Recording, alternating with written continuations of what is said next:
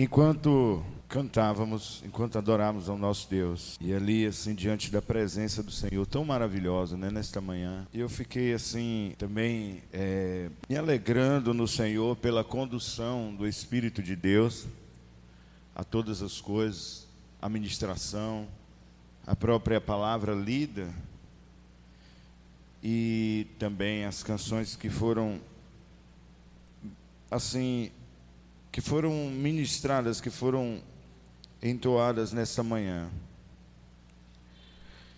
E eu fiquei pensando, irmãos, se de fato nós estamos entendendo.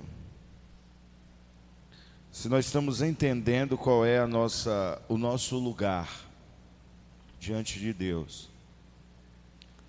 Nós estamos caminhando aqui, queridos irmãos, de uma forma, assim, claro, não de maneira que forcemos isto, mas nós caminhamos de uma forma, numa direção aqui, que muitas vezes, irmãos, não cabe em outra realidade. Eu vou tentar ser bem específico aqui, antes de nós entrarmos na ministração da palavra hoje aqui. A maneira como nós direcionamos a adoração, e eu não estou dizendo isso aqui que sejamos melhor que qualquer outra pessoa, mas a maneira como, aliás, aquilo que é ministrado em termos de palavra aqui, né, não apenas por mim, mas os irmãos que vão ministrando aqui, e nós vamos entendendo, queridos, a nossa posição e o nosso lugar no reino de Deus. E eu quero que você, nesses dias, comece a perceber isso, o seu lugar. Tem comunidades, igrejas que caminham numa direção, e nós temos visto aí, hoje,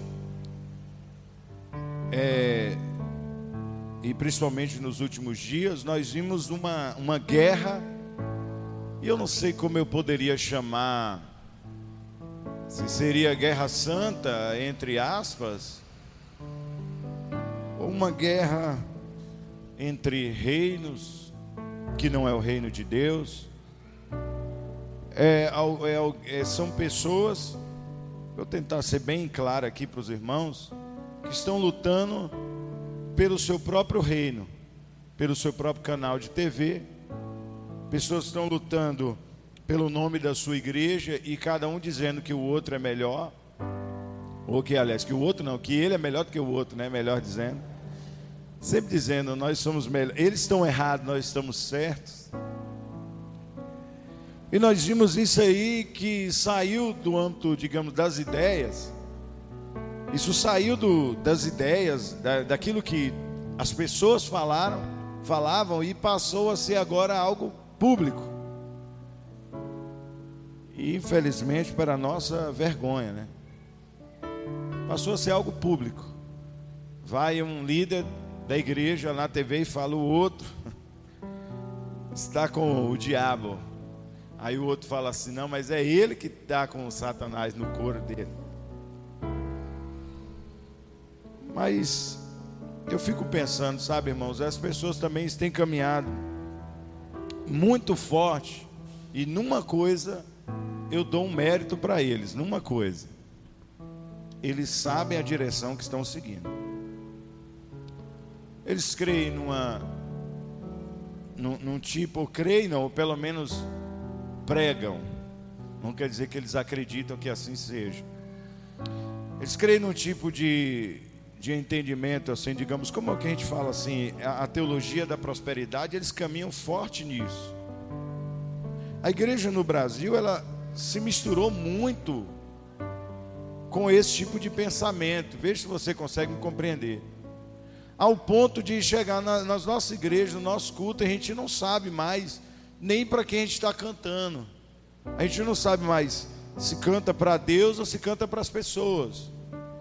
Eu não sei mais se eu chego para Deus e falo com o Senhor, né, o quanto Ele é maravilhoso, o quanto Ele é grandioso, ou se eu canto para mim mesmo, aquilo que Deus vai me dar. E nós estamos deixando, porque todo mundo quer a sua bênção, todo mundo quer receber, todo mundo aqui veio para receber a sua bênção. E nós irmãos, não estamos entendendo o nosso caminho, o nosso lugar no reino por conta disso. Então, em nome de Jesus, nesses dias, eu creio que Deus quer mudar a nossa configuração, para a gente entender o nosso papel no reino, de fato. E eu vou dizer para você, não é essa a nossa direção. Nós podemos até não agradar a todas as pessoas.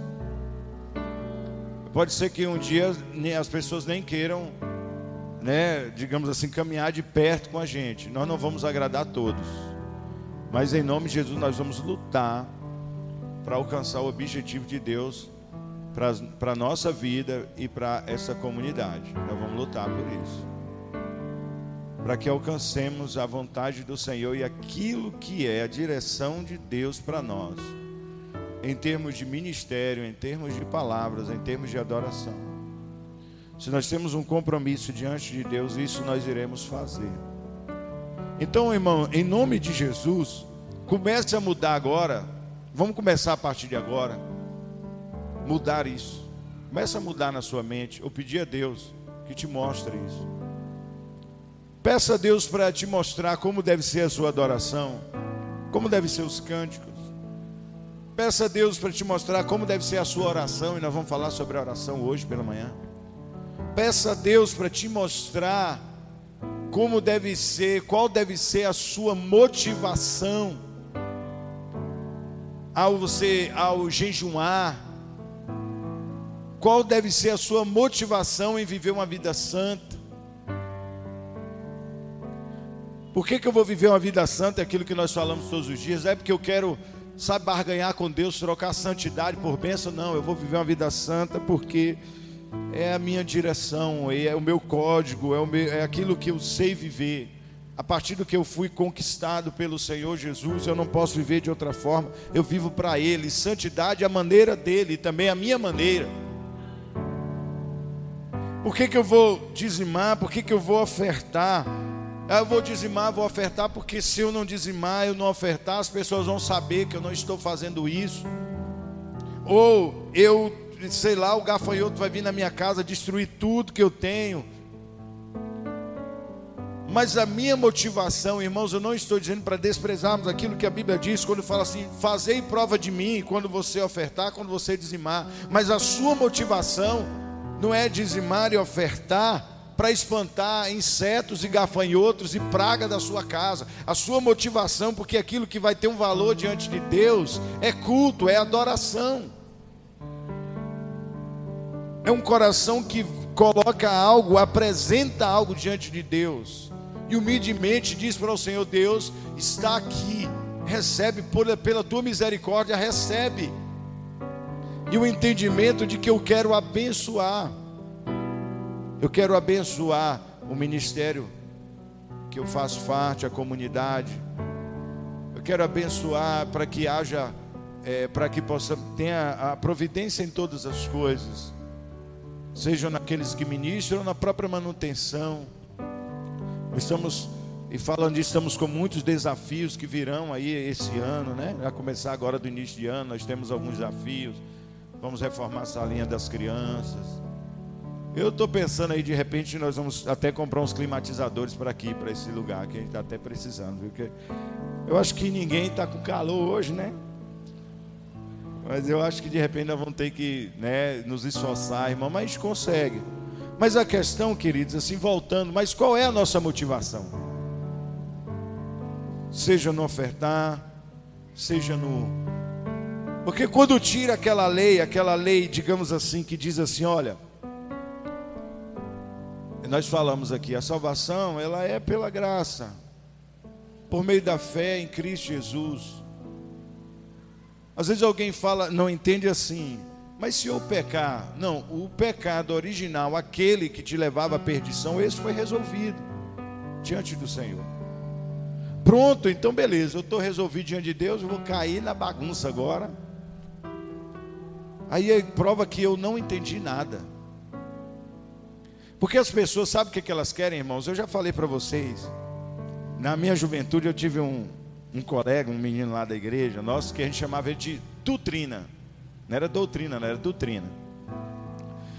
Doutrina era um menino que veio de uma igreja assim, desses pentecostais xiitas, né? E ele caiu no meio de um monte de batistas. E ele era um moço que ele orava ao Senhor. Deus usava aquele rapaz, sabe, em profecias. E ele conseguia ouvir a voz de Deus, mas doutrina era assim: você andava com ele a vida toda, em pleno sol. Doutrina estava lá com a camisa abotoada aqui, a golinha aqui, parecendo aquele... Não tinha aquele Batman e o Robin antigamente, aquele da camisa vermelha, o Robin assim, abotoadinho até em cima. E de calça. E tinha hora que nem rolava muita combinação. Tinha uma época que doutrina vestia uma calça verde claro. Mas ele estava lá, ele só vivia assim. Eu nunca vi nem os pés dele, só de sapato. E ele era o mais, sabe, ele chegava no meio da gente, falava assim, quando via as meninas, se estavam de calça. Uma vez fomos para o retiro, lá todo mundo comportado. Graças a Deus nós temos um povo comportado e abençoado. Nós fomos para a conferência, falou, todo mundo vai ser assim, o pessoal de boa lá, com o seu short, seu maiô. Irmãos, aí as meninas foram mais ou menos num padrão desse, está lá tomando banho, rapaz, doutrina. Como diz a galera, virou o bicho. Porque não tem outra explicação não, virou o bicho. Doutrina.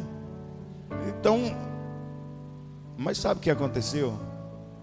Ele pegou um dia, disse que estava indo em outra igreja e tal, não sei o que, de repente a doutrina sumiu do nosso meio.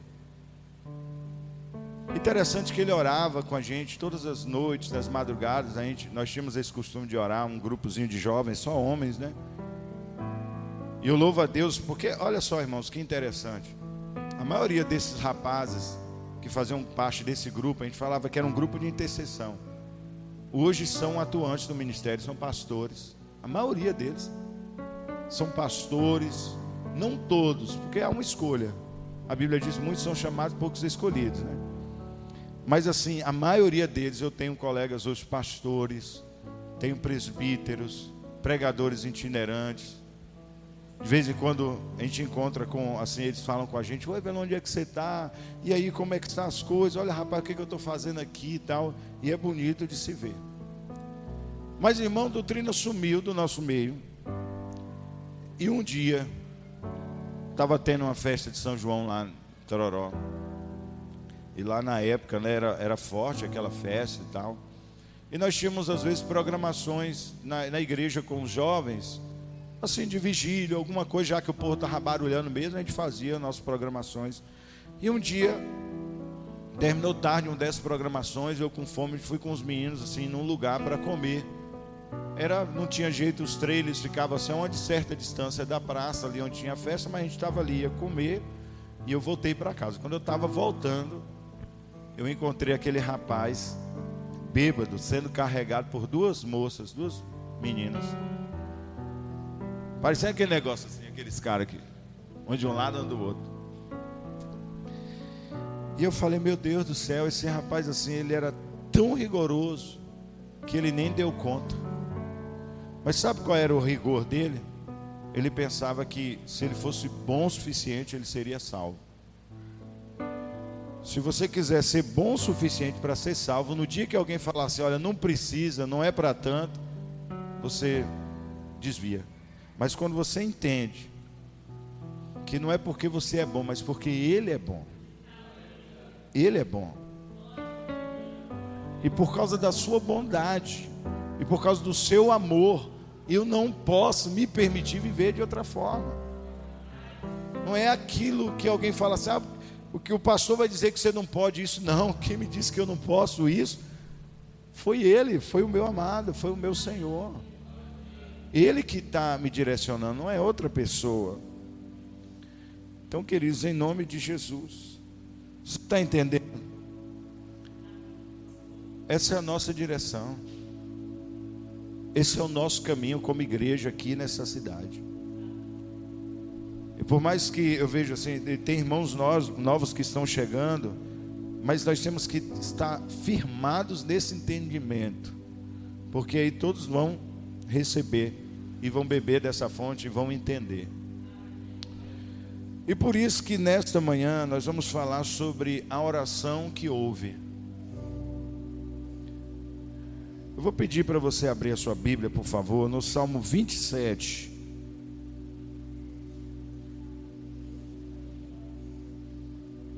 É um tema bem assim, né? Vocês sabem que eu tenho o costume de falar sobre coisas complicadas, né? Tentar piorar tudo para todo mundo, né? Mas vamos lá, a oração que ouve. O Salmo 27, no verso 4, a palavra do Senhor nos diz assim: uma coisa pedi ao Senhor, é o que procuro, que eu possa viver na casa do Senhor todos os dias da minha vida, para contemplar a bondade do Senhor e buscar sua orientação no seu templo. Vamos pensar mais uma vez? Uma coisa pedi ao Senhor, é o que procuro. Está falando, olha, então uma coisa eu pedi ao Senhor, eu estou buscando isso. Ele está buscando o quê? Que eu possa viver na casa do Senhor todos os dias da minha vida. Então vou viver, para quê? Que eu vou viver na casa do Senhor todos os dias da minha vida, para contemplar a bondade do Senhor e buscar a sua orientação no seu templo. Na tradução da Revista e Corrigida diz assim: uma coisa pedi ao Senhor e a buscarei, que eu possa morar na casa do Senhor todos os dias da minha vida, para contemplar a formosura do Senhor e aprender no seu templo. Amém? Vamos orar. E ore, interceda por mim, pedindo a Deus misericórdia, assim, que Ele me conceda, para podermos assim transmitir esta ministração de forma verdadeira, né? De forma que alcance o objetivo de Deus para nós nesta manhã. Espírito Santo de Deus, nós pedimos assim, como diz o texto, a tua palavra, nós estamos aqui nesta manhã, para contemplar a beleza do Senhor e aprender no seu templo, aprender diante da tua face, aprender diante do Senhor, em nome de Jesus. Esta é a nossa oração, ouvir o Senhor, e que haja fidelidade na ministração dessa palavra. Dá-nos graça para isso, meu Deus, em nome de Jesus. Nós oramos a Ti e Te bendizemos, Pai, em nome de Jesus, amém. Amém, queridos. Então aqui, de acordo com esse texto, ele traz para nós um entendimento de comunhão com Deus, que parece não se encaixar muito naquilo que nós temos vivenciado. Se você for perguntar para uma pessoa assim, sobre o que é oração, talvez alguém fale assim: meu Deus, pastor, meu Deus, vai falar de novo sobre oração. Mas vamos aqui, né? Pensar assim, o que é oração? Prontamente, até mesmo uma criança, ela vai dizer assim: orar é falar com Deus, é conversar com Deus. Isto é orar.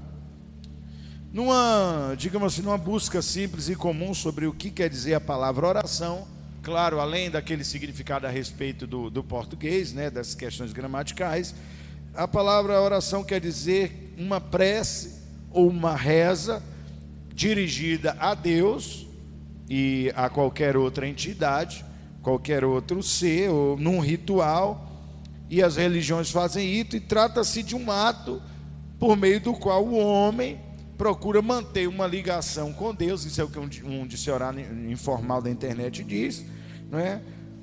Uma ação de súplica, talvez buscando comunhão e querendo então alcançar um objetivo, ou uma dádiva, ou uma bênção. Isso é que as pessoas entendem como oração. Na nossa cultura, sabe, essa cultura que a gente pensa que já quebrou, mas é aquela cultura tão formatada da igreja romana, que diz assim, que você vai pagar a sua promessa para Deus, e Deus vai te dar aquilo que você quer. Eu me lembro, eu tinha uns 8 anos de idade, e eu conversando com eu tinha um amiguinho que morava perto da minha casa, e às vezes nós descíamos juntos, descíamos juntos, e parava na esquina de casa, da casa dele, e ali nós conversávamos. Até hora que a gente perdia a hora, quando via, rapaz, vamos embora, porque senão nossas mães vão ficar.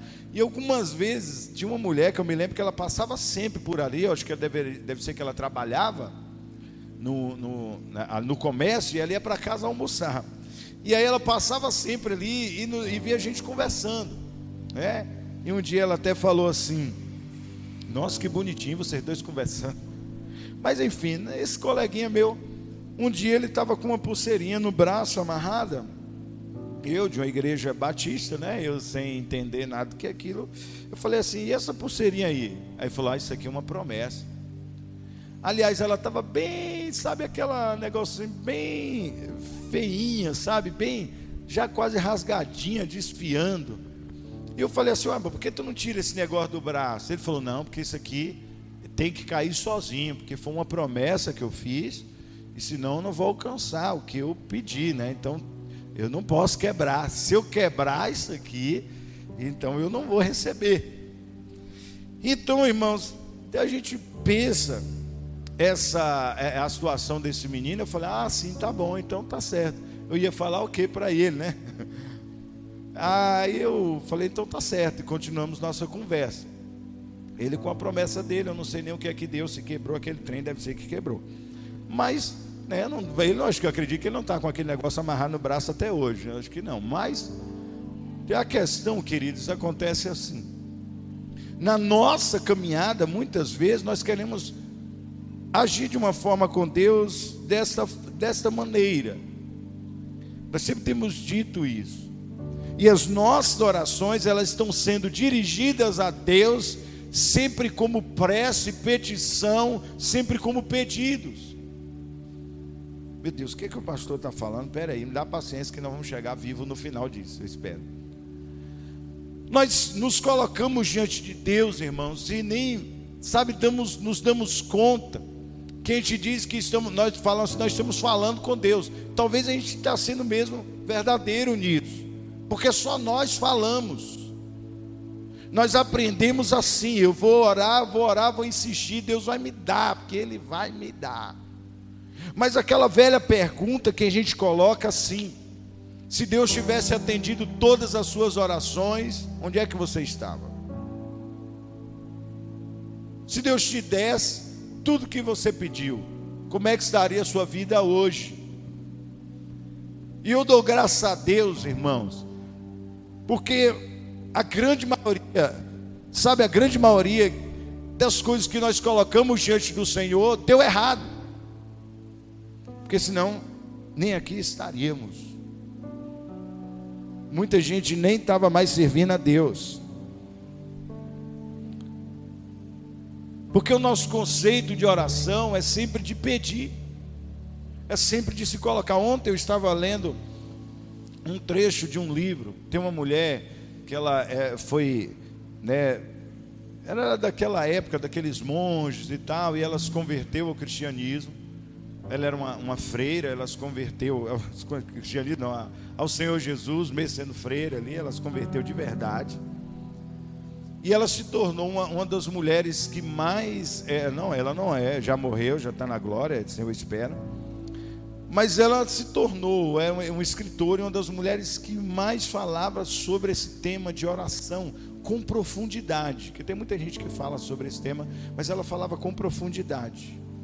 E tem um livro dela que o tema dele mantendo relacionamento com Deus através da oração. Nesse livro, é o livro todo. Ele não te ensina a falar, ele te ensina a se calar diante de Deus. Ele te ensina a ouvir Deus. É o livro todo te ensinando. Ele começa a nos ensinar a orar a Bíblia, e tal, recitando esse, mas depois ele vai direcionando a você se calar. Porque, sabe, irmãos, nós podemos hoje encontrar um outro significado nessa prática da oração. Talvez você nem ora. Ou talvez a sua vida é tão direcionada para isso que eu estou falando, que você é assim, é como a gente vê. Vamos fazer uma vigília, vamos orar, vamos ter um momento de oração. Tem gente que ele não bate 5 minutos ali. Tudo bem, se o joelho dói, ele senta, mas ele não consegue ficar 5 minutos ali. Eu me lembro que um dia, né, marcamos isso numa igreja no sertão, né, ali pastoreando. Eu cheguei ali e um dia nós marcamos, vamos ter um culto de oração aqui, uma vigília. E diante do desafio daquelas horas, no primeiro momento, fizemos como aqui de costume, colocamos uma musiquinha. Eu falei, irmão, vamos orar e dobre seu joelho, clame ao Senhor, se coloque diante dele. Irmão, não foi 10 minutos, quando é que eu comecei a ouvir um som diferente dentro da igreja, de conversas, e eu estava de joelho assim, na plataforma assim, aí eu me sentei e olhei para trás. Quando eu olhei, estava todo mundo sentado conversando. Aí naquele dia eu fiquei nervoso, falei, gente, nós não viemos aqui para orar. O que nós estamos fazendo aqui? O que você veio fazer aqui? Então vamos acabar com isso. E se alguém não quiser ficar, pode ir embora. Agora se for ficar, vamos orar. Os bebês na fé, eles têm uma resposta bem simples, e talvez uma explicação bem simples para isso. Eles vão dizer, eu já pedi tudo que eu tinha que pedir. Eu já orei tudo que eu tinha que orar. Só se eu for orar, quase que não saiu, misericórdia. Só se eu for orar agora pelos missionários do Japão, do Oriente Médio, porque tudo que era para pedir, eu já pedi. Então aqui vamos nós. Isso quer dizer que a nossa vida de oração, ela se baseia então apenas numa coisa.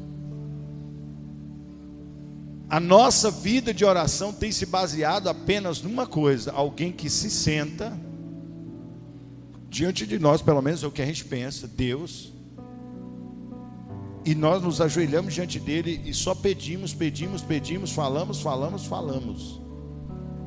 A gente dá conselho para Deus. A gente chega, olha, o negócio é tão difícil. Muitas vezes as irmãs ou as pessoas oram porque está dentro de casa, por quem está dentro da casa. É a irmã que ora pelo marido, o marido que ora para a esposa, os pais que oram pelos filhos, para que Deus converta essas pessoas. Mas muitas vezes não é converter a Deus, é converter a você.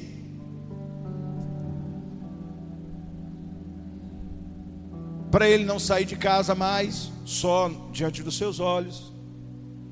Para o menino ficar quieto, do jeito que você quer, que ele faça a faculdade que você quer, não o que Deus tem para ele, mas o que você pensou. Que ele faça tudo, que ele seja da forma como você quer. Você quer dizer para Deus, Deus, faça isso nele. Agora o que você não quer é que ele se torne um homem ou uma mulher de Deus, e que leve Deus a sério mais do que a você, porque aí vai ser um problema grande. Porque aquela pessoa será uma evidência na sua casa de que ele serve a Deus e você é um religioso. Poxa, dura esse discurso. Mas irmãos, é como eu falei no início, nos últimos anos, com a disseminação dessa chamada teologia da prosperidade, a oração se tornou uma prática que só envolve troca, barganha, como se diz, apelos emocionais. Deixa eu te dizer, Deus não se comove com voz sofrida, com gente que diz que está morrendo, está sofrendo, está se esperneando. Deus não se conforma, porque Deus é curado. Aliás, Ele é a cura. Ele não se comove com gente que fica lá, oh Deus, eu estou assim, Deus não se comove. Eu não estou dizendo de uma pessoa que está clamando diante do Senhor, aflita de alma, de verdade. Mas muitas vezes, irmãos, a nossa vida com Deus e a nossa comunhão com Deus está se limitando a isso. Aí alguém vai lá e diz assim: então, está simples, eu não vou orar mais, eu não tenho mais nada para pedir. Você viu o tamanho do buraco que nós caímos, irmãos? Onde é que nós estamos enterrados? Veja bem, é claro que eu vou te dizer uma coisa, vou deixar isso bem claro no início, para quando eu continuar aqui falando, ninguém me entender mal. No momento da angústia, quando nós não temos a quem ir, quando estamos aflitos, sabe, o Senhor, Ele é o nosso refúgio. Mas eu vou te dizer uma coisa, e isso só dá certo para quem conhece a Deus e anda com Deus. Nos momentos de maiores angústias da minha vida, a minha oração é: Senhor, olha aqui isso, mas faz a tua vontade. Não é porque eu não acreditava que Deus tinha poder para ressuscitar, que Deus tinha poder para curar, mas é que eu orava pedindo: Senhor, faz a tua vontade. Mas no dia que o Senhor me direcionou a alguém para orar por cura, eu orei por cura e aquela pessoa foi curada. Você entendeu? Quem está entendendo? Fala amém. Porque de outra forma eu vou pedir ao Senhor: Deus, faz a tua vontade. Faz aqui, Senhor, eu te peço. A minha vontade é essa, mas faz a tua. O Senhor Jesus não orou assim? Ele orou. Ele chegou: Senhor, Pai, se possível faça de mim esse cálice, mas não faça a minha vontade, faça a tua. Mas nós oramos como para Deus? A gente fala: Senhor, se possível, não exista esse cálice, faça a minha vontade e não a tua.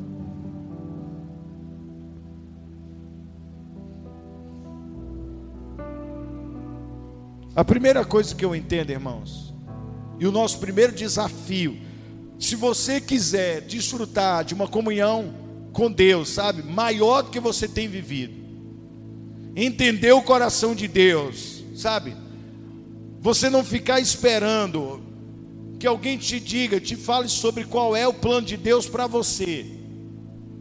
Hoje à noite nós vamos falar sobre o poder da promessa na vida de alguém, e essas mensagens estão ligadas uma a outra. Mas a questão é: se eu quero entender qual o propósito de Deus para mim, o que Deus tem falado comigo, meu primeiro desafio, irmão, é que a minha oração, ela deve servir mais para ouvir do que para falar. Mais para ouvir do que para falar.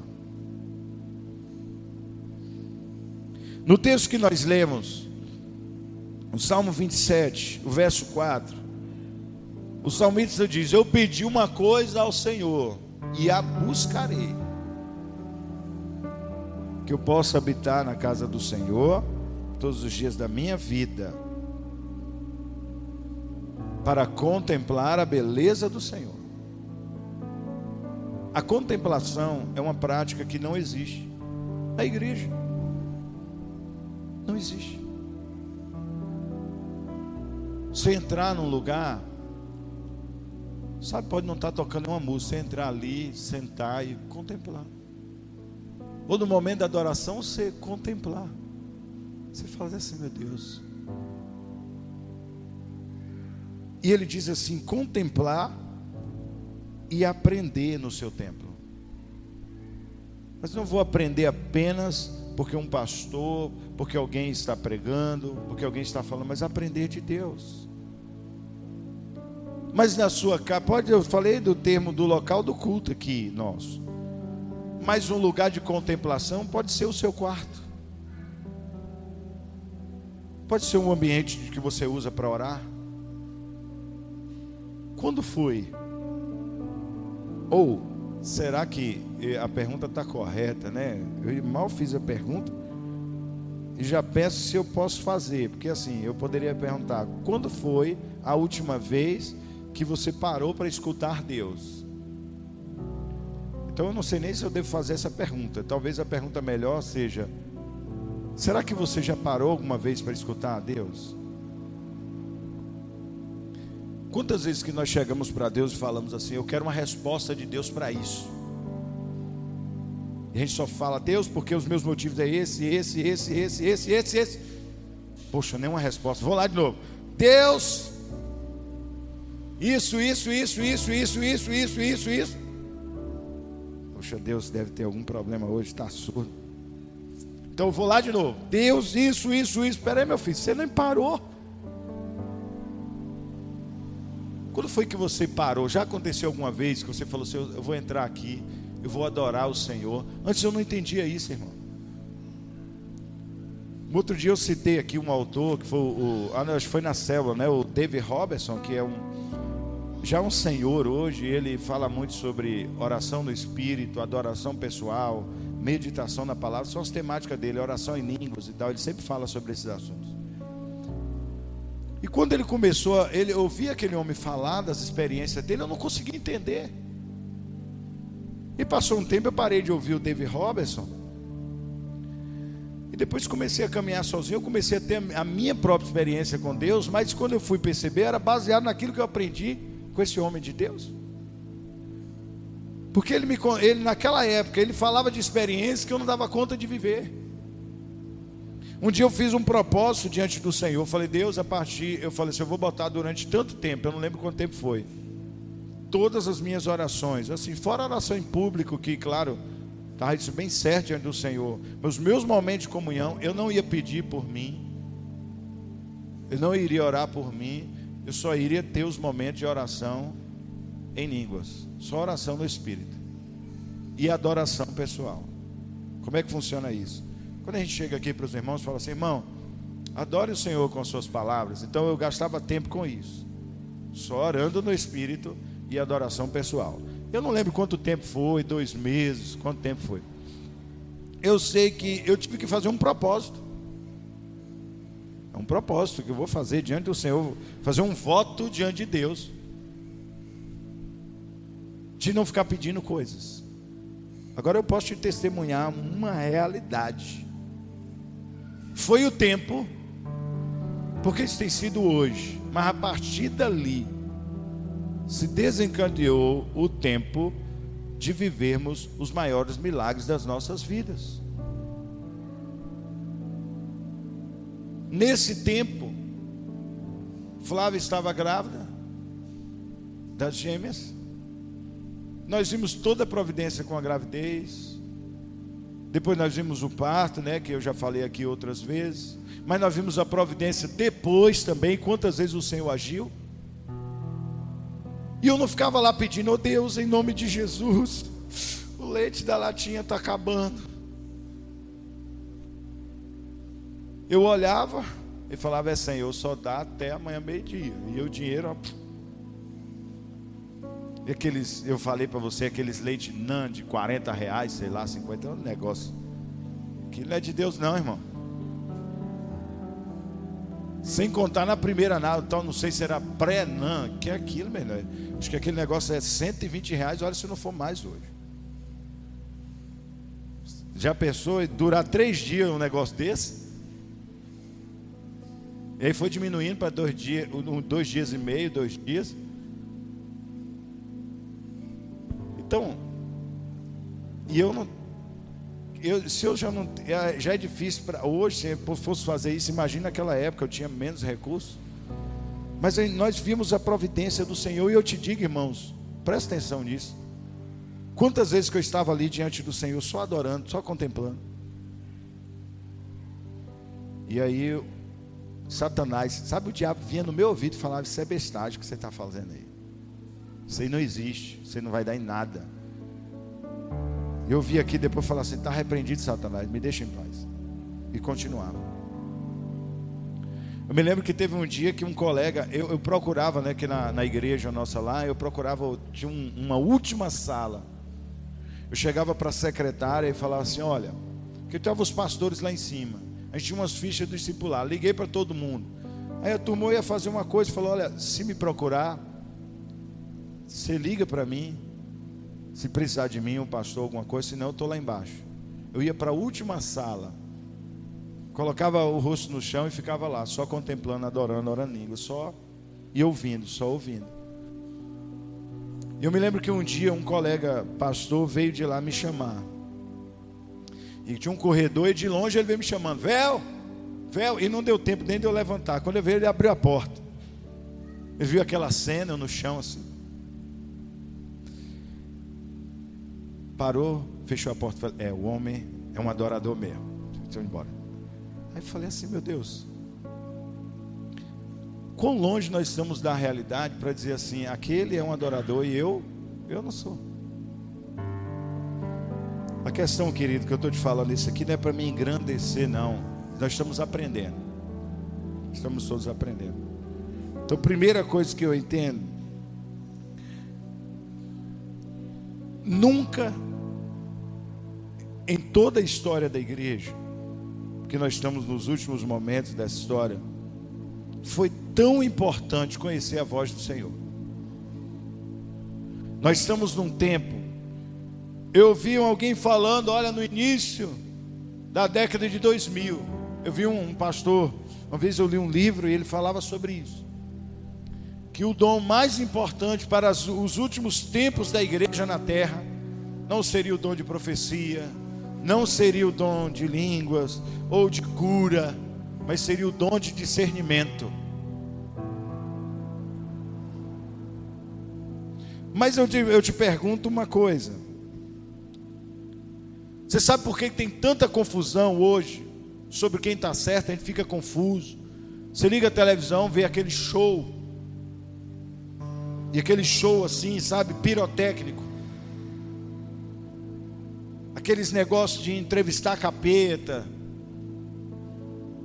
de fazer show com quem está sendo curado, e a gente fala assim, meu Deus, Deus está fazendo, olha irmão, eu não quero aqui jogar areia no brinquedo de ninguém, mas tem muita gente que vai ali porque é pago para fazer aquilo, viu? Não se iluda não, não é de hoje que eu já ouvi histórias de famosas conferências de cura, e o cara ia lá e marcava um lugar, no meio das cadeiras tinha um lugar vago com um X marcado, e o pregador internacionalmente conhecido, ele sabia onde estavam as pessoas e cada X que ele marcou os lugares, e ali levavam pessoas em cadeiras de roda, ou pessoas que sentariam naqueles lugares que ele sabia que supostamente aconteceria um milagre, e deixava tudo combinadinho, e na hora que ele estava orando, aí ele falava assim, aconteceu algo ali, ele já sabia onde. Alguém se levantava, aí o aleijado andou, aí dizia, assim as pessoas dizem que às vezes outros andavam. Quando ele foi questionado sobre isso, olha as explicações, por que você faz isso? Ele falou assim, é para estimular a fé das outras pessoas. Vocês estão pensando que a gente está brincando? É para estimular, eu vou fazer isso aqui, e aí quem vê vai ter fé e vai ser curado. Eu fiquei procurando na palavra sobre isso, eu não encontrei. Tem tantas vozes falando hoje, irmãos, mas nós não podemos assim hoje, é tão difícil ouvir a voz do Senhor. Isaías 50, verso 4 e 5 diz assim, o soberano Senhor deu-me uma palavra instruída, para conhecer a palavra que sustém o exausto. Ele me acorda manhã após manhã, desperta meu ouvido para escutar como alguém que é ensinado. O soberano Senhor abriu os meus ouvidos, e eu não tenho sido rebelde, eu não me afastei. Ele está dizendo assim, Deus abriu os meus ouvidos. Deus abriu os meus ouvidos para que eu possa escutar, irmão. Ele fala assim, manhã após manhã, Ele está me chamando, Senta aqui, escuta.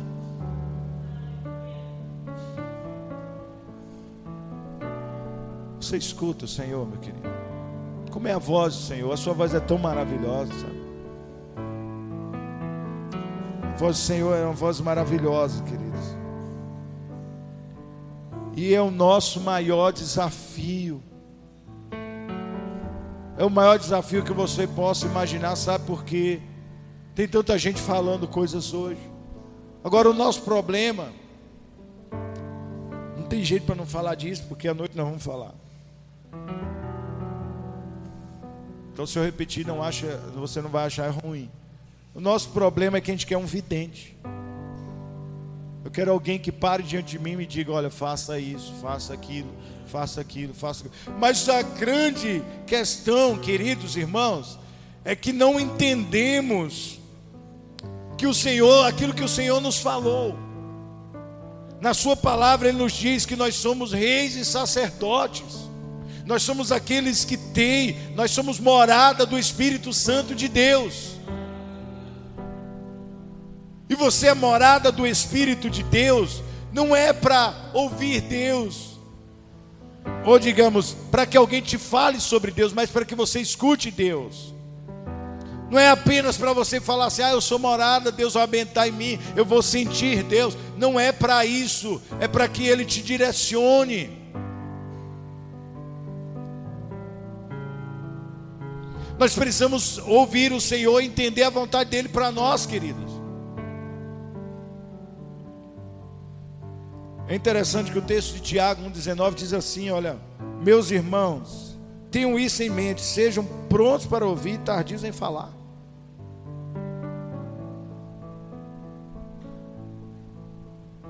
Com Deus nós somos prontos a falar, tardio para ouvir. Eu vi alguém falando uma coisa interessante esses dias, e aquilo me gerou um questionamento, até conversei muito com o Flávio em casa sobre isso. O cara falou assim: olha, se Deus for abrir um atendimento aqui, a gente falar assim: olha, essa semana Deus vai atender aqui, Ele vai fazer um atendimento. Viesse de lá Miguel, os anjos todos organizar as filas, né? A fila ia ser enorme, né? Dá a ficha, uma senha, cada um. Gente dormindo, né, na porta do local. E para, digamos assim, para que aquele trabalho não ficasse tão demorado, as audiências, cada um teria 1 hora com Deus. 1 hora, tá massa aí? E ali, Gabriel, que é o mensageiro, entregava as fichas, Miguel ficava na porta. Ele falou: senha 395. Aí, para agilizar o atendimento, ele ia pegar e entregar uma folha de ofício e uma caneta, um lado para cada uma pessoa. Cada pessoa entregou. Tal. Como é que você imagina que seriam como viriam essas folhas? Você teria tempo ali, de repente, para anotar tudo que você tinha para perguntar, ou tudo que você tinha que falar, de preferência com letras pequenas, né? E a gente quer falar assim: tem mais umas 5, 6, 7, 8, 9, 10 folhas aí, porque a minha está acabando. Como é que seria isso? Nós teríamos muito a escrever? Você acha que sim ou que não, irmãos? Fala aí para mim. Geralmente eu falo sozinho quando eu estou pregando, mas vocês podem falar agora. Sim ou não? A sua folha estaria cheia ou ela estaria em branco? Como é que estaria? Como é que estaria ali, ó, cheia? Então o nosso problema é esse. A nossa vida com Deus é baseada em folhas cheias. Dificilmente, porque, irmãos, se eu pudesse ter 1 hora com Deus, não é porque eu ouvi isso antes, eu não levava nada escrito e nem papel eu queria. Eu sentava lá e só ficava ouvindo Ele. Senhor, pois não. Eu ia perder meu tempo falando. Se Deus está diante de mim, tanta coisa que o povo me pergunta na vida, eu ia perder meu tempo falando alguma coisa para Deus. Eu já tenho síndrome de entrevista. Deus conhece meu coração, sabia tudo que eu queria saber. Eu não escrevia nada, meu filho. Eu sentava lá e ficava diante dele. Sua folha, meu filho, por favor, está aqui, Senhor, em branco. Agora o Senhor fala que eu estou aqui só ouvindo. E se ele não falasse nada durante 1 hora, ficavam os dois calados. Tinha que ser. Porque a nossa vida com Deus está sendo baseada nisso.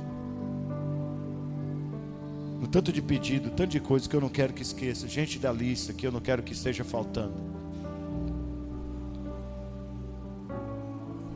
O que eu tenho diante de Deus não é uma fé, é uma crença. Porque quando eu apresento fé diante do Senhor, eu me sento e Ele fala.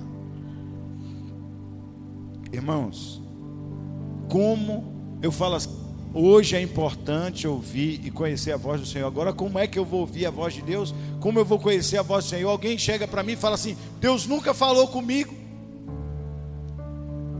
Você nunca parou para ouvir? Você não lê a palavra? Você quer ver uma forma que Deus vai falar com você nitidamente? Não é assim. Deus, por favor, manifesta agora. Bora ver onde é que vai dar. Também eu quererei as suas. Isso aqui não dá para entender, Senhor. Por amor de Deus, me dá uma coisa mais fácil.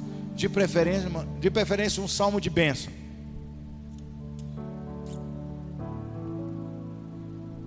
Não, Senhor, não. Não é disso que eu estou falando. Você quer que Deus fale com você?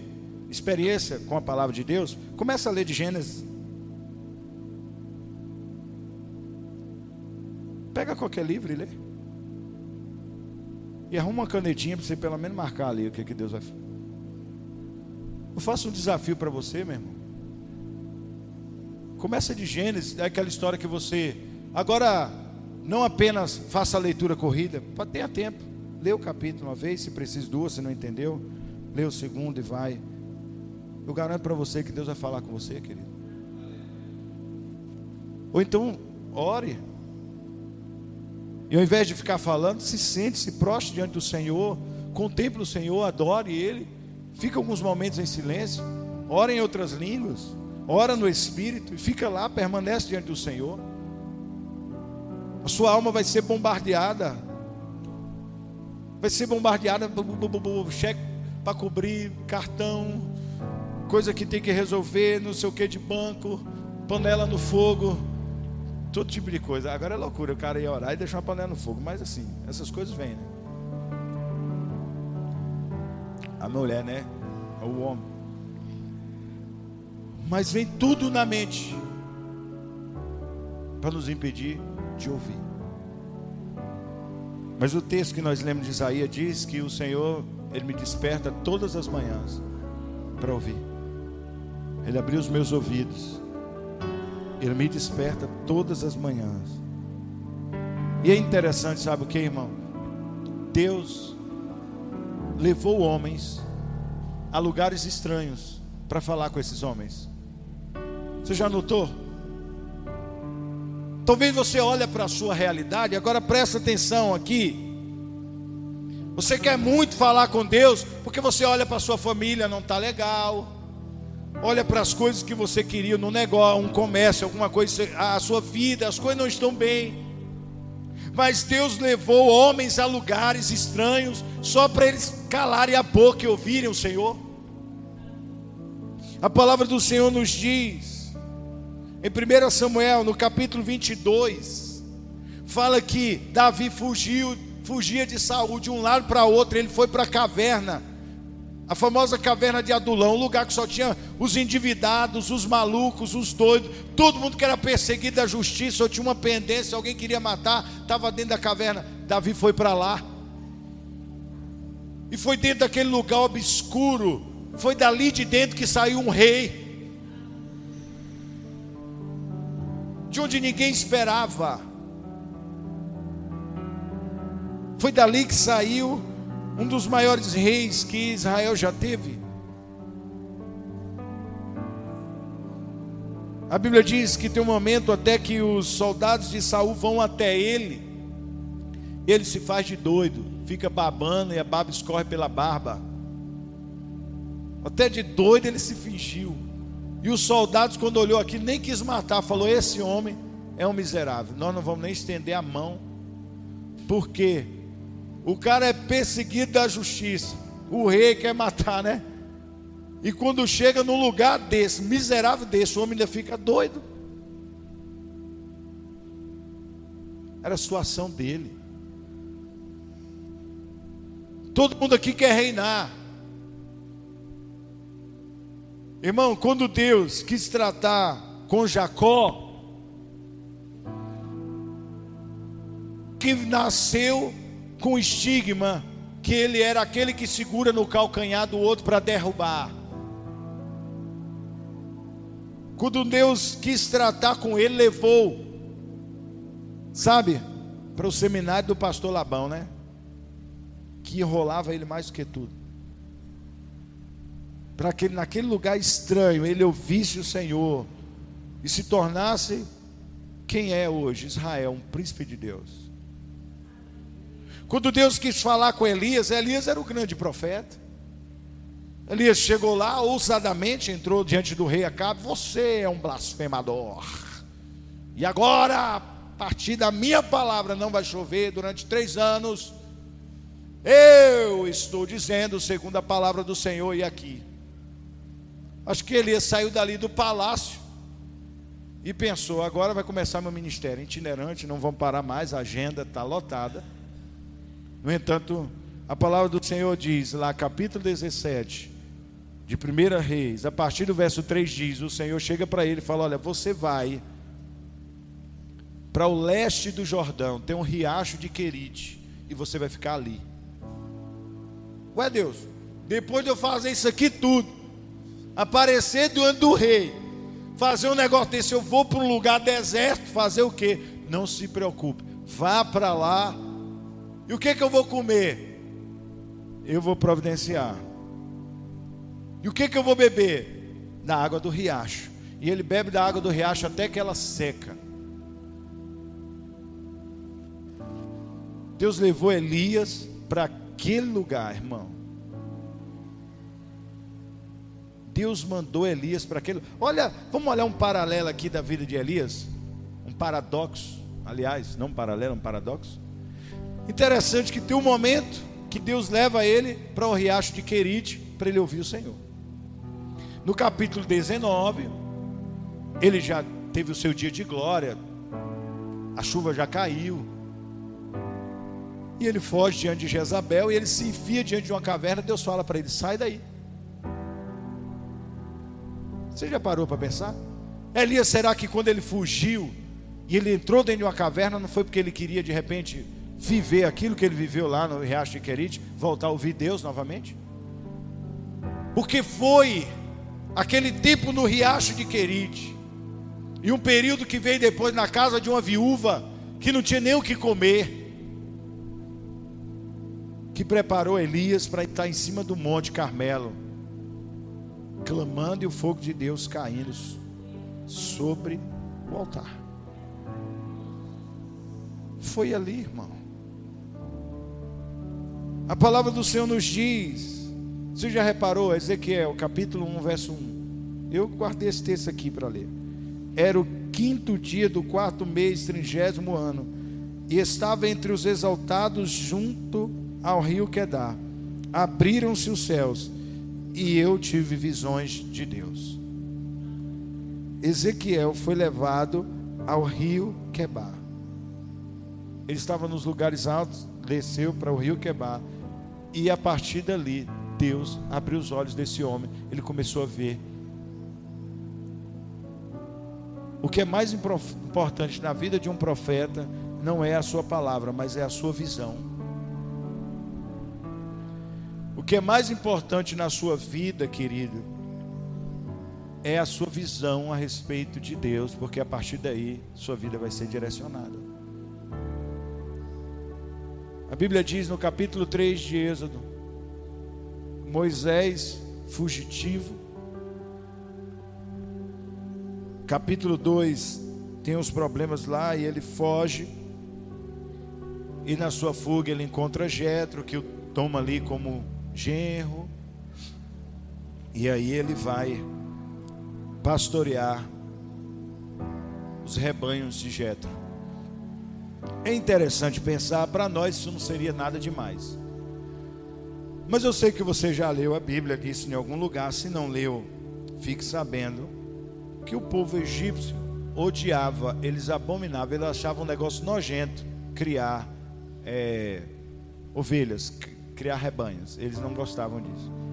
Só quem fazia isso para eles eram os escravos e tal.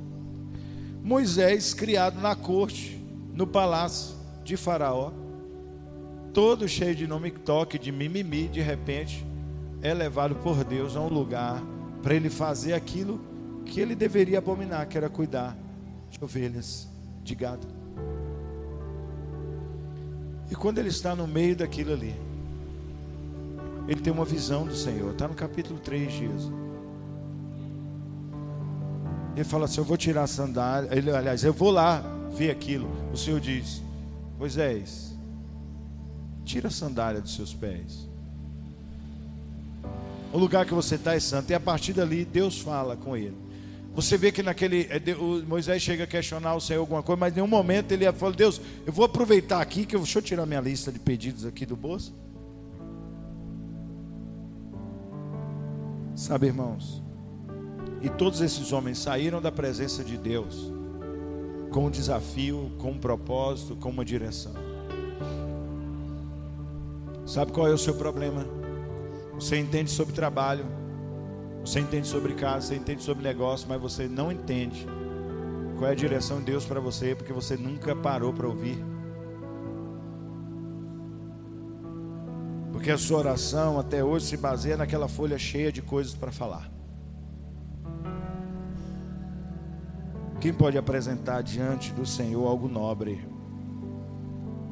A Bíblia diz que Deus levou João à ilha de Patmos.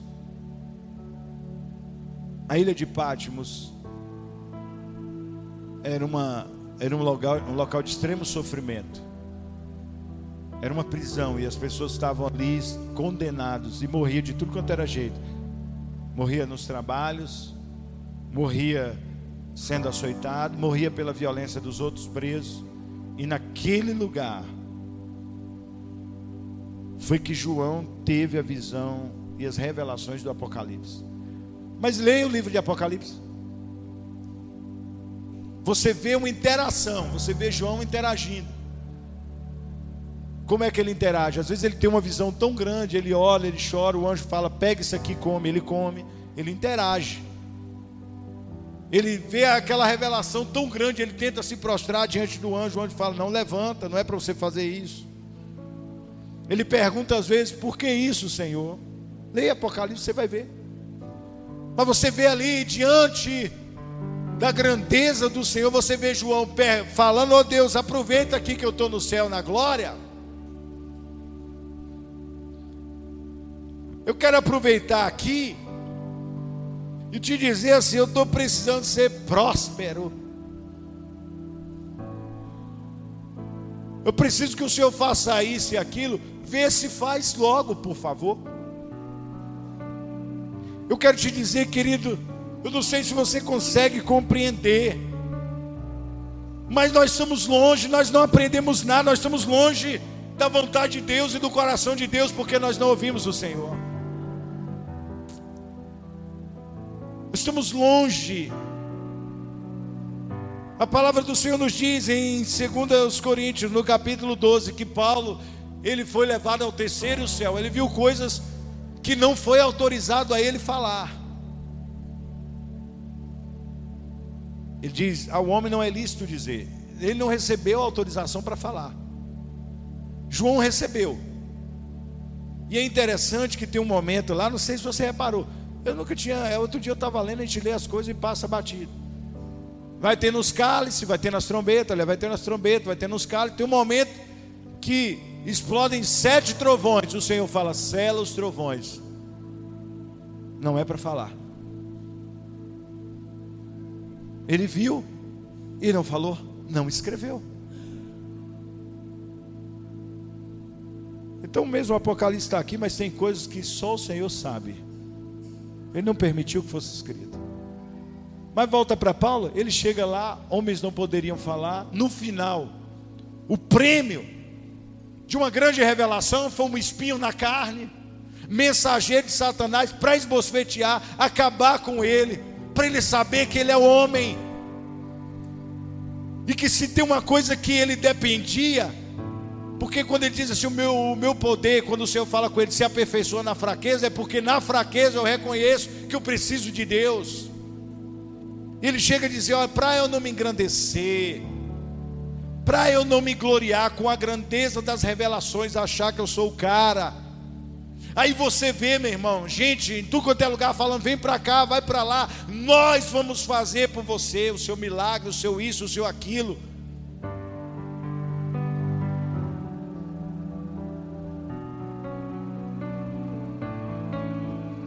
Quando o Senhor me leva a estar diante dele, o que eu recebo é um espinho na carne, para mim dizer que eu sou homem e que eu preciso de Deus. Porque aí, meu irmão, eu tenho que voltar lá e ouvir mais. Eu tenho que voltar lá e ouvir mais. E nós vamos caminhar aqui. Porque eu quero te dizer, meu irmão, que nós temos orado e nós temos pedido a Deus uma resposta. Mas o que o Senhor quer é que nós sejamos a resposta. O que o Senhor quer é que você seja a resposta. Vamos pensar em Jesus. Como eu disse, Jesus ele não orou por si mesmo. Não tem um momento na palavra que diz que Jesus orou por si mesmo. Ele sempre orou pelo outro. A única oração que assim é mais pessoal diante de Deus é quando ele fala, olha, se possível afasta de mim esse cálice, mas faz a tua vontade. 3 vezes ele ora, a palavra diz, falando a mesma coisa. Isso não quer dizer que eu não fico aflito porque ele ficou aflito, eu não fico temeroso porque ele ficou temeroso, mas diante do Pai ele falou, entre a minha vontade, Senhor, faz a tua. Porque essa é a oração de alguém que conhece Deus. A Bíblia diz, Jesus estava lá curando, ó. Você já viu isso acontecer? Jesus curando, o ministério em alta, porque o ministério de Jesus começou assim. O primeiro ano foi o ano do silêncio, ninguém queria saber quem era, todo mundo duvidava dele. O segundo ano foi o ano dos acontecimentos, e o terceiro ano do ministério de Jesus foi o ano da popularidade. E ele estava no auge, as multidões vinham, chegavam diante dele, ele abandonava todo mundo e ia para cima de um monte, ficava lá, ó, contemplando. No momento que ele é questionado dos fariseus, ele fala assim, por que você faz essas coisas? Quem é você? Ele fala assim, olha, o filho só faz o que vê o pai fazendo. O filho só faz o que vê o pai fazendo. Ele fazia tudo aquilo porque ele via o pai. Ele contemplava o pai e falava assim, o filho só faz o que vê o pai fazendo. Eu estou fazendo aqui porque o meu pai já me mostrou que eu devo fazer isso. Eu vi fazendo, então eu faço.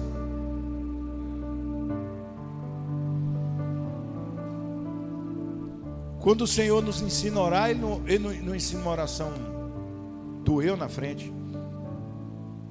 Eu. Porque Deus me dá. Porque Ele vai. Porque tudo que eu pedi no seu nome, Ele vai, como meu servo fiel, fazer. Ele nos ensina uma oração diferente. Ele diz assim, Pai nosso. Não é Pai meu, Pai nosso, que está no céu, santificado seja o teu nome. Pai nosso, santificado seja o teu nome.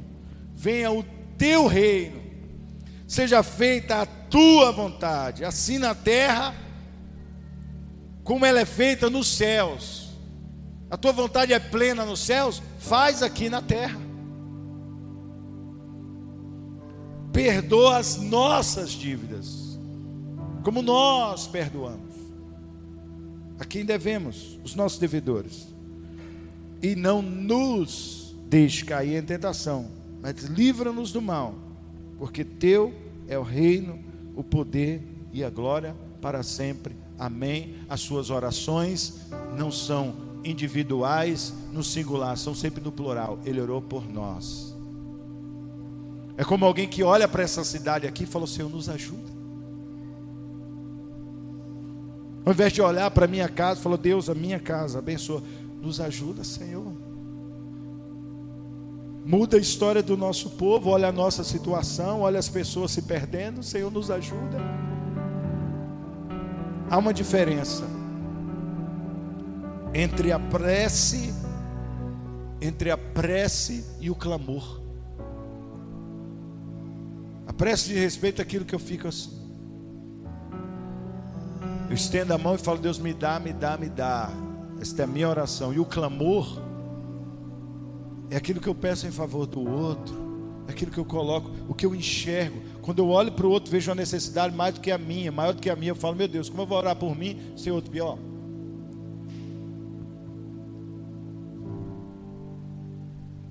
Como eu disse, não é pecado nós colocarmos as nossas dificuldades diante de Deus e do alto recebermos assim uma resposta. Mas como eu posso receber uma resposta se eu quero a resposta de Deus ou a minha resposta? Nós trocamos o lugar, a gente quer dar conselho para Deus, irmãos. E tem mais.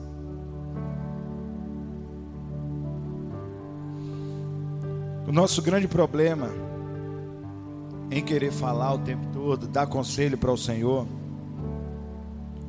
a gente não consegue entender o contexto que vive, porque Deus nos colocou ali, como eu disse anteriormente. Mas sabe por que Deus te deu esta família, esse marido, essa esposa, esse filho? Para que você fosse a resposta. Para que você fosse a resposta na sua casa. Por isso Ele te colocou ali. O texto de Tiago, capítulo 4, verso 2 diz assim: vocês cobiçam coisas e não as têm, matam e invejam, mas não conseguem obter o que desejam. Vocês vivem a lutar e a fazer guerras. Não tem porque não pedem. Quando pedem, não recebem, pois pedem por motivos errados, para gastar nos seus prazeres. Deus quer nos levar a um nível de relacionamento com Ele, irmãos. Sabe? Onde eu começo a buscar dele, sabe? Não um milagre na minha vida, um milagre de Deus a meu favor, mas um milagre de Deus que acontece através de mim, por meu intermédio, Ele me usando para ser um milagre. Mas isso só vai acontecer se eu conseguir escutar o Senhor. Sabe? Nós falamos porque nós queremos que as coisas aconteçam da nossa maneira, aos nossos moldes, da nossa forma. Nós vivemos anos e anos e anos e anos e anos e anos e anos dentro da igreja, da mesma forma, querendo resposta das nossas orações, mas Deus, Ele nos chama porque Ele deseja que nós sejamos a resposta para as orações. Você já tem a sua resposta para as orações da sua casa? Você já tem a resposta para essa dificuldade no seu casamento? Para essa dificuldade que você vive na sua vida, nas suas finanças? Você já tem a resposta? Porque, como diz a palavra, que o mistério anteriormente, que foi oculto aos profetas e todos aqueles que viveram no passado, e hoje foi revelado, é Cristo em nós, esperança da glória.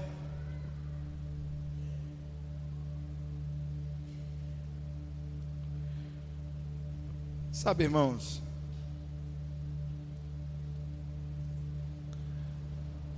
problema nosso é não conhecer o Senhor.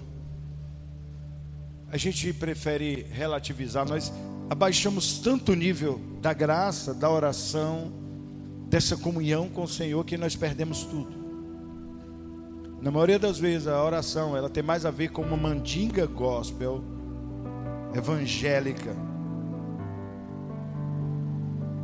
algo que Deus tem que fazer atendendo irresponsavelmente a minha vontade.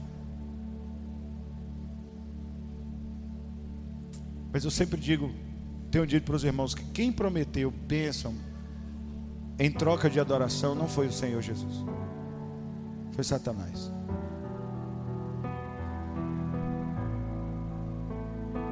E o diabo, ele sempre vai chegar para nós e fazer essas propostas. E porque nós não escutamos o Senhor, nós vivemos num nível, sabe, deplorável, uma vida espiritual deplorável, sem comunhão, sem sede. Vamos pensar na palavra. A Bíblia diz, Moisés, ele ficou 40 dias diante do Senhor, depois num outro momento mais 40. A Bíblia nos fala que o Senhor Jesus também passou 40 dias ali, jejuando.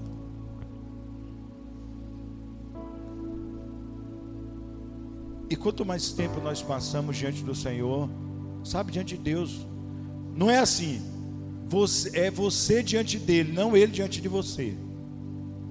Mas necessidade nós temos disso. Mas Deus quer nos trazer para esse entendimento hoje. E se for para a gente orar, queridos, nós vamos interceder. Tem uma diferença entre oração e intercessão. A intercessão é quando eu me coloco no lugar do outro. Eu vejo a dor do outro, eu intercedo, eu oro. Você vê o Senhor Jesus intercedendo o tempo todo. Até antes de morrer, Ele está lá, os soldados estão crucificando Ele, está batendo nele, e falou: Senhor, não, Pai, perdoa. Eles não sabem o que fazem. Isso é intercessão. Não castigue eles por isso, Senhor. Eles não sabem o que fazem. Isso é interceder, irmãos. Quando é que nós vamos tirar os nossos interesses da jogada? Quando é que nós vamos deixar de ser pessoas assim, sabe, que tem uma fé num nível tão baixo que a gente só consegue entender que Deus vai agir em nosso favor se nós falarmos para Ele. Mas o grande problema é, nós aprendemos assim, né, irmão? Se você não falar, Deus não te atende. Foi assim que você aprendeu? Se você não falar, Deus não te atende. Você tem que falar. Se você não falar, Deus não faz. Oh, meu filho, dá vontade de rir, irmão. Se você tivesse que falar para Deus, para tudo que você está vivendo, tudo que você recebe, tudo que você é, meu irmão, onde é que você estava? Você nem estava respirando hoje. Senhor, eu quero respirar hoje. Eu conheço os irmãos aqui. Nós temos pessoas que estão enfermas. Mas aqui, se alguém estiver enfermo, são questões que dá para relevar. A maioria das pessoas está desfrutando de saúde, estão bem. Todos os dias você pode imaginar quantos livramentos e quantas coisas o Senhor faz em nosso favor, e quanto Ele nos guarda, sem precisar ninguém falar nada. Quantos empurrões de anjo você já tomou? Puf, o carro passou. No último momento, a salvação, a libertação, a cura. No último momento, aquele livramento de Deus. E você orou por isso? Então, irmão, em nome de Jesus, use o seu tempo ouvindo. E eu estou falando isso aqui hoje porque, como eu disse lá no início, eu ouvi as palavras de alguém que me dizia como fazer, e de repente, hoje eu me prostro diante do Senhor e eu chego diante dele e eu gasto meu tempo assim. E às vezes é difícil, sabe, irmãos, deixar as nossas motivações de lado. Às vezes é difícil ser tentado, chegar para Deus e falar: Senhor, aproveita que nós somos íntimos, amigos, e quebra o galho aqui para mim. Mas o nosso tempo hoje é viver num nível de comunhão onde essas coisas não existem. O Senhor está te chamando para uma vida de comunhão plena com Ele, profunda com Ele. É tempo de você conhecer o coração de Deus. É tempo de você conhecer, sabe, o Senhor.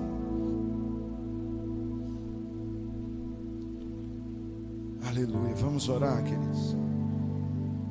Alguém pode colocar uma oração sincera diante dele hoje?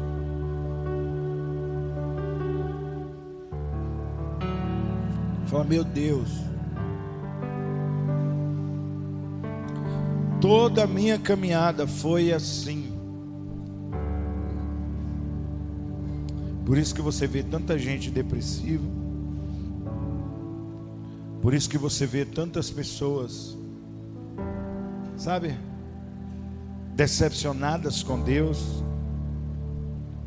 decepcionadas com a igreja, decepcionadas com tudo. Aonde Deus precisa te levar para que você pare e escute? Aonde o Senhor precisa te levar? Para que nós possamos parar e escutar, irmãos. Onde o Senhor vai te levar? Existem pessoas que só vão conseguir contemplar o Senhor diante da morte. Nos últimos momentos falar assim: olha, Deus é maravilhoso. Isso é uma coisa terrível, queridos. Porque o Senhor, Ele está nos chamando hoje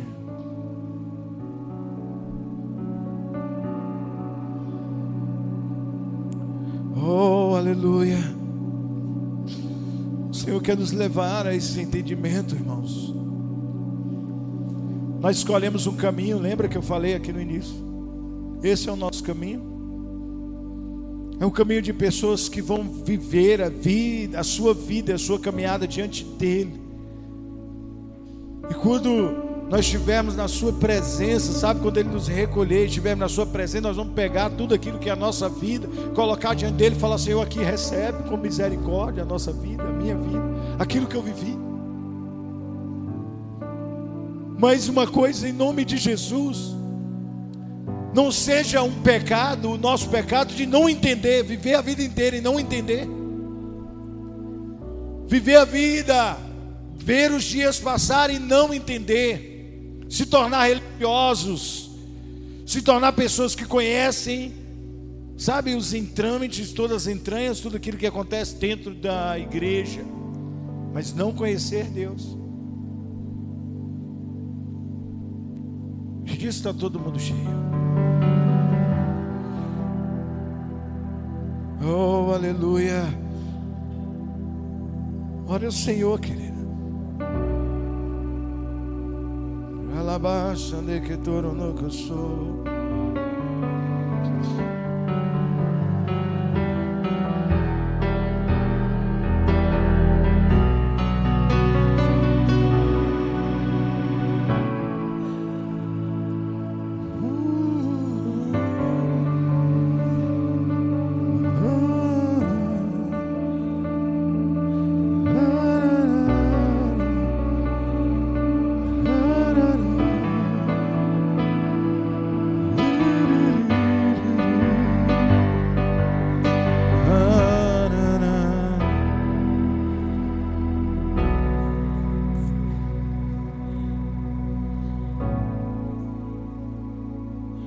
Aleluia.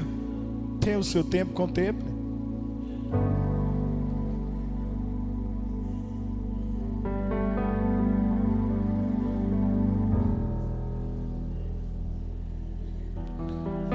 Ora la baixando que tora no coço.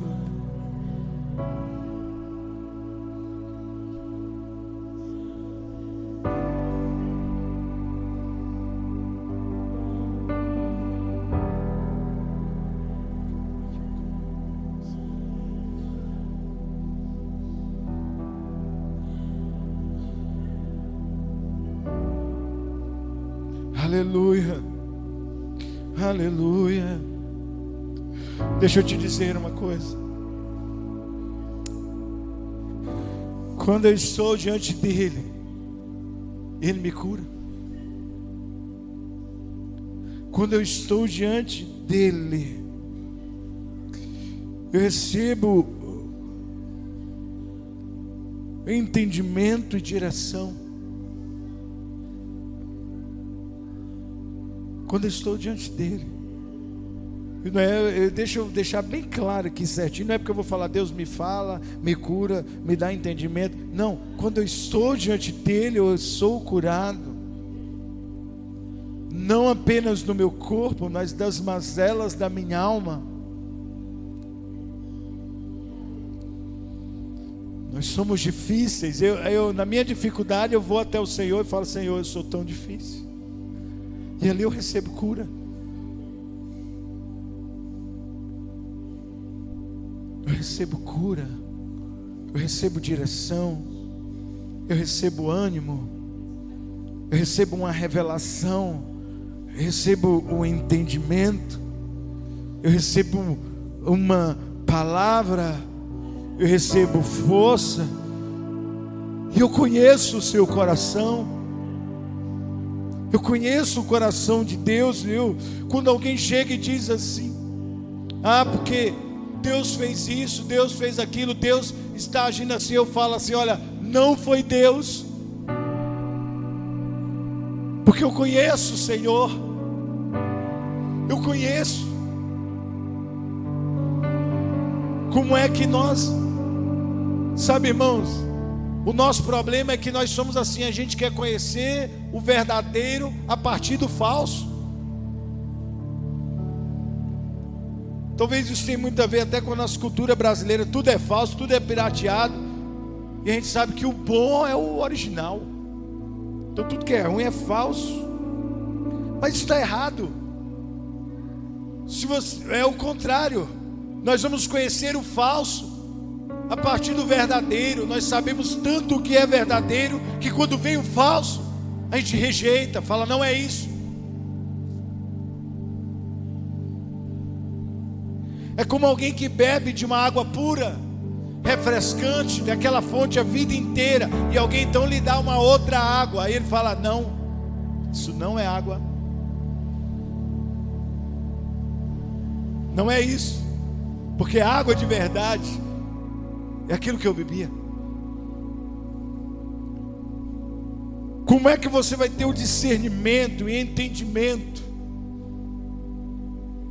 Beba da fonte verdadeira. Receba da fonte verdadeira em nome de Jesus. Nesta manhã, vamos aproveitar este momento. Se for preciso, se prostre, se coloque diante dele, se lance diante dele, mas diz: Deus, eu quero beber da fonte verdadeira. Eu quero beber da fonte verdadeira. Eu quero beber da fonte que jorra no meu interior para a vida eterna. Não é algo que entra, mas é algo que flui, é algo que sai do meu interior. A tua fonte, o teu rio.